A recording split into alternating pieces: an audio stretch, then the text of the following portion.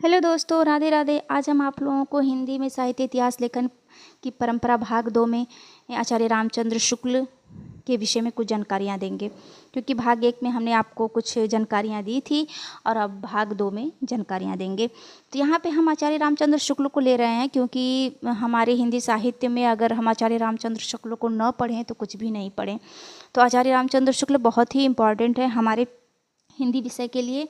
तो आप इनके विषय में जो भी एक एक पॉइंट हम बताएंगे आप जानकारी से याद रखिएगा, क्योंकि जो भी एक एक पॉइंट होगा वो अपने आप में बहुत ही इम्पॉर्टेंट है। क्योंकि मैं जो भी आपके सामने ला रही हूँ वो इम्पॉर्टेंट ही ला रही हूँ, उसमें कुछ स्किप करने की ज़रूरत नहीं है, कोई भी शब्द, क्योंकि जो भी है इम्पॉर्टेंट है। तो यहाँ पे हिंदी साहित्य इतिहास आचार्य रामचंद्र शुक्ल ने लिखा है, 1929 ईस्वी में लिखा है। इसका प्रकाशन संस्था क्या है? नागरी पचाड़ी सभा काशी, 1893 मतलब नागरी पचाड़ी सभा काशी का स्थापना हुआ था। ये मैंने नागरी पचाड़ी सभा काशी की स्थापना बताया था, 1893 हुआ था इस संस्था का। और हिंदी साहित्य का इतिहास जो आचार्य रामचंद्र शुक्ल ने लिखा था, 1929 ईस्वी में लिखा था। और हिंदी साहित्य का इतिहास, इसकी पद्धति क्या है? विधेयवादी पद्धति है। ये याद रखिएगा, आचार्य रामचंद्र शुक्ल ने विधेयवादी पद्धति की रचना की है। इन्होंने अपनी रचनाओं में, अपनी इस रचना में, इस ये ग्रंथ में 997 रचनाकारों का परिचय दिया है, लगभग 1000। अब इनके विशेष तथ्य क्या हैं? इन्होंने विशेष तथ्य ये लिया है कि यह इतिहास ग्रंथ, इसके विषय में हिंदी साहित्य का इतिहास जब उन्होंने लिखना स्टार्ट किया तो उन्होंने हिंदी साहित्य का इतिहास ग्रंथ के नाम से नहीं लिखा था। यह जो है हिंदी शब्द सागर की भूमिका के रूप में इन्होंने लिखा था इसको। ये भूमिका, हिंदी शब्द सागर की भूमिका आचार्य रामचंद्र शुक्ल ने हिंदी साहित्य का विकास नाम से 1928 में लिखी।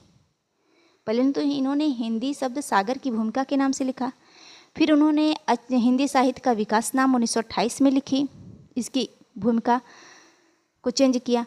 फिर इसकी जो भूमिका थी वो इतनी विशाल और विस्तृत हो जाने के कारण इसका नाम फिर इन्होंने परिवर्तित कर दिया, 1929 ईस्वी में हिंदी साहित्य का इतिहास नाम से प्रकाशित करवाया। अब यहीं पे देख लीजिए कि हिंदी साहित्य का इतिहास इन्होंने 1929 ईस्वी में, ये मेन पॉइंट है, में प्रकाशित करवाया था, इसका नाम चेंज किया था। तो जैसे कि यहाँ पे ये क्वेश्चन कंफ्यूज करता है कि इसमें कैसे क्वेश्चन बन सकता है, तो इसमें क्वेश्चन ऐसे बन सकता है कि शुक्ल जी के इतिहास ग्रंथ का पूर्व नाम क्या था? शुक्ल जी के इतिहास ग्रंथ, फिलहाल अभी हम लोग वर्तमान में ये याद करते हैं कि हिंदी साहित्य का इतिहास, सिंपल। लेकिन अगर पूछ दिया कि पूर्व नाम इसका क्या था, तो हिंदी साहित्य का विकास। और ये किस भूमिका में पहले रची गई थी? तो हिंदी शब्द सागर। ये याद रखिएगा, क्योंकि इन्होंने सर्वप्रथम ये भूमिका किस नाम से लिया था? हिंदी शब्द सागर नाम से लिया था। तो ये अपने आप में क्लियर है, आप याद रखिएगा।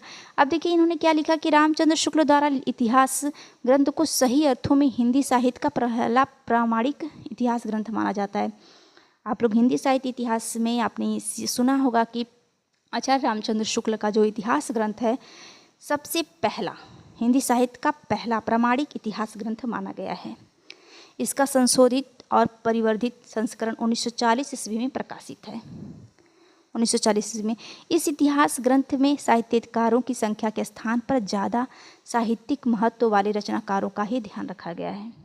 आप ये समझ लीजिएगा कि इनकी रचनाओं में जो बहुत ही इम्पोर्टेंट साहित्यकार थे, जो बहुत ही मतलब अच्छे साहित्य, जिनकी महत्व अधिक थी, जैसे तुलसीदास, सूरदास, जायसी, इन्होंने इनको इम्पोर्टेंस दी है अपनी रचना इस ग्रंथ में।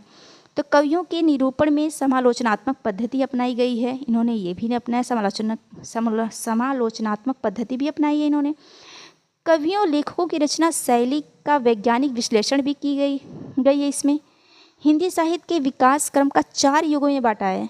याद रखिएगा कि इन्होंने हिंदी साहित्य के विकास क्रम को 4 युगों में बांटा है। प्रत्येक युग की राजनीतिक, आर्थिक, सामाजिक, सांस्कृतिक, साहित्यिक पृष्ठभूमियों की विवेचना की है आचार्य रामचंद्र शुक्ल ने अपने इस ग्रंथ में, हिंदी साहित्य का इतिहास में।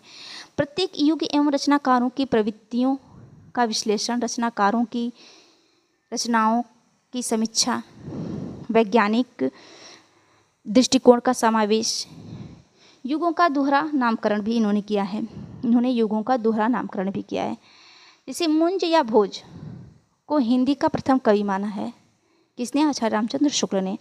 अधिक महत्वपूर्ण रचनाकारों को ही स्थान दिया गया है। इन्होंने अधिक महत्वपूर्ण जो रचनाकार हैं उनको ही स्थान इन्होंने दिया है। तुलनात्मक पद्धति का सहारा भी लिया है। दो रचनाओं के रचनाकारों का कैसे तुलनात्मक पद्धति का प्रयोग किया इन्होंने। तो गौड़ रचनाकार जो इनके गौड़ रचनाकारों का फुटकर श्रेणी में रखा है इन्होंने गौड़ जो जैसे कि जो कम प्रचलित रचनाकार हैं या कवि हैं उनको फुटकर श्रेणी में रखा है।